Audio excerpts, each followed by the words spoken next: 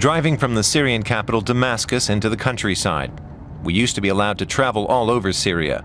Then the authorities began denying most of our applications for permits. They told us it was too dangerous. In reality, the government didn't want us to see how bloody the civil war actually was. We reach Homs, which used to be so beautiful. Then it became the epicenter of the fighting. Now it's badly ruined. We last walked around the old town 2 years ago. We're anxious to see what's left of it.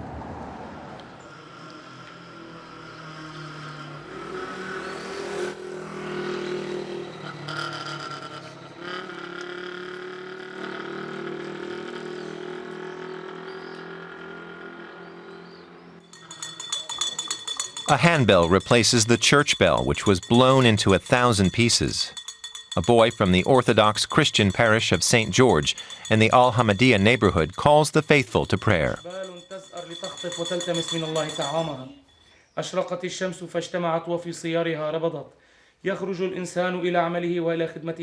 This is one of the first Orthodox Christian services since the rebels withdrew. كلها إياك تترجى لتعطيها طعاما. الصديق برحمة ويوبخني أما زيت الخاطئ فلا يدهن به. يا ربي حارسا لفمي وبابا حصينا على شفتي. Families like the Rabahiyas fled the brutal fighting in Homs in fear. Their town first became a symbol of the heroic rebels. In the end, it was the symbol of the rebels' dreadful defeat.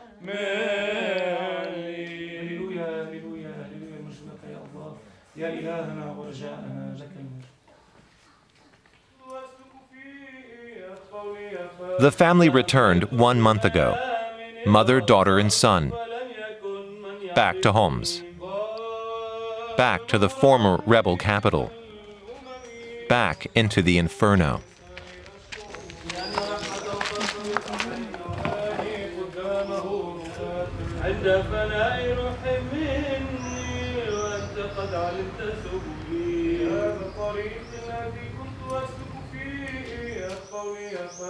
تأملت في الميامن وأبصرت فلن يكن من يعرفني.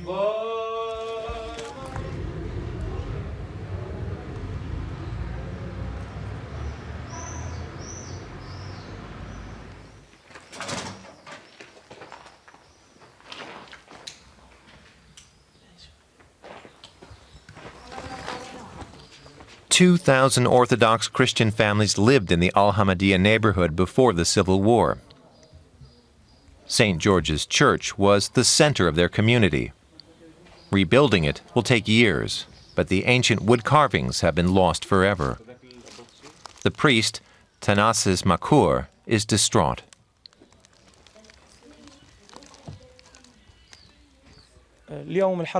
We've gone through more than 3 years of war, he tells us, and who won? No one. The Muslims lost and the Christians, and Syria lost its historical heritage. The Syrian Christians were not completely uninvolved in what happened in Syria.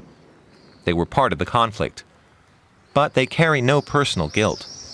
They neither instigated the war nor supported it. But like all the other religious minorities in Syria, the Christians support the government and Bashar al-Assad's power structure.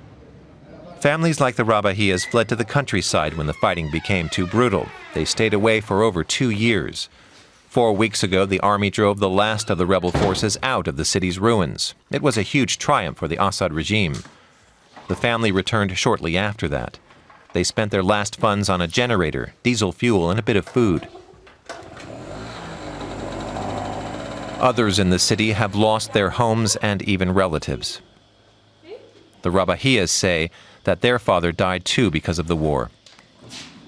He was badly ill and unable to get proper medical attention. There are no words for the pain they feel at his loss.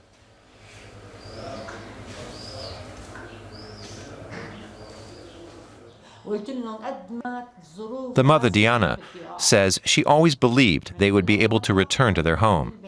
No matter how bad it is, she says, I will stay here forever. She says the family is already able to make tea and take a shower.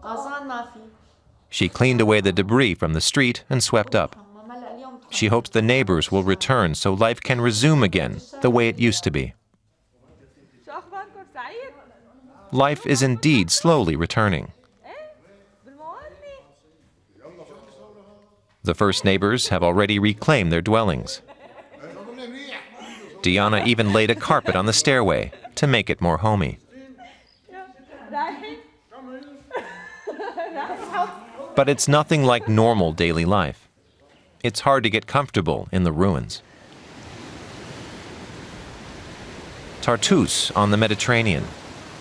Formerly, this was a popular beach resort. Since the outbreak of unrest in 2011, it's become increasingly a military and strategic hub. That's partly because most supplies come to Syria by sea. Here, Russia maintains its last naval base in the region. Russia supports the Assad regime along with China and Iran. The United Nations World Food Program is hard at work in Tartus. The aid organization is bringing tons of grain, rice, sugar, and oil into the civilian side of the harbor. At this location, goods are packed into small, manageable packages before being transported to the people needing assistance. This woman says they're helping the United Nations in order to be able to do something for their families in the conflict areas. They're happy to be able to help out, no matter if it's food or some other assistance.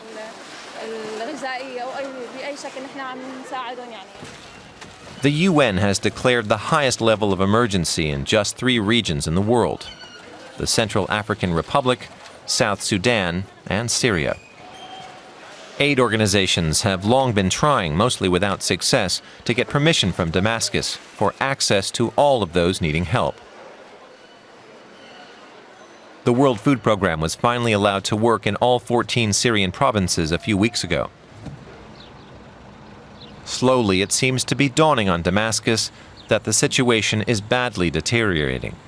It's getting worse for many people in Syria. The food insecurity in the country has gotten worse. We are facing what looks to be a drought year, and agriculture is affected.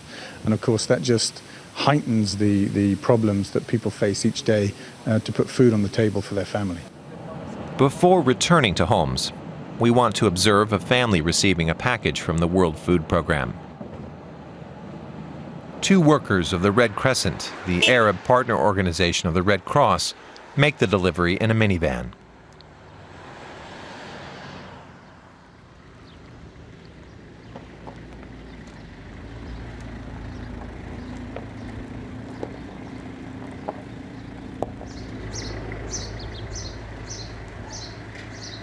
What gives us chills here is not just that the family is fully dependent on emergency aid. It's the expressionless eyes of the children. Their father seems to have lost the power of speech during the last 3 years. He doesn't have a word to say.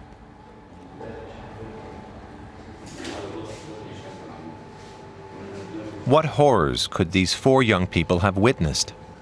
And how long will it be before someone helps them to even start processing what they've experienced? Back to Homs.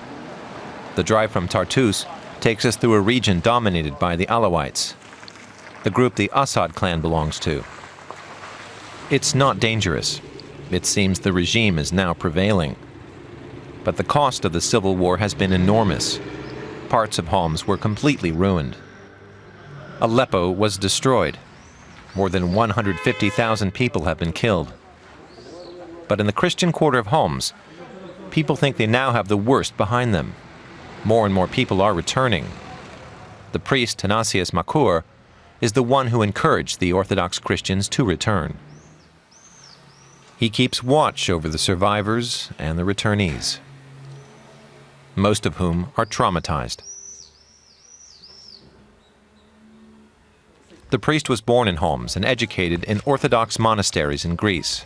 He was also forced to flee for several months.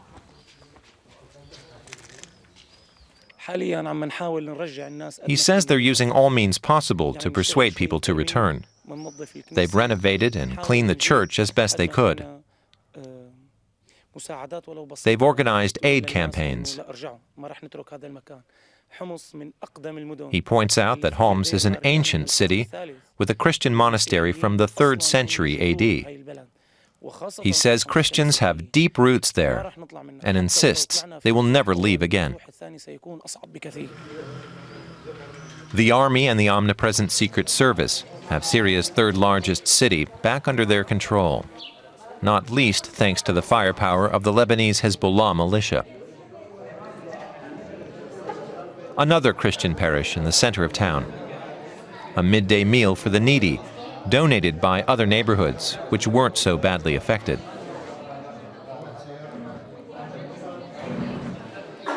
So far, not very many Christians have come back, perhaps 500 people.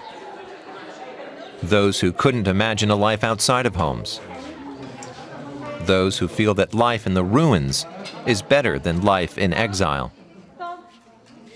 Those who hope for a victory by Bashar al-Assad.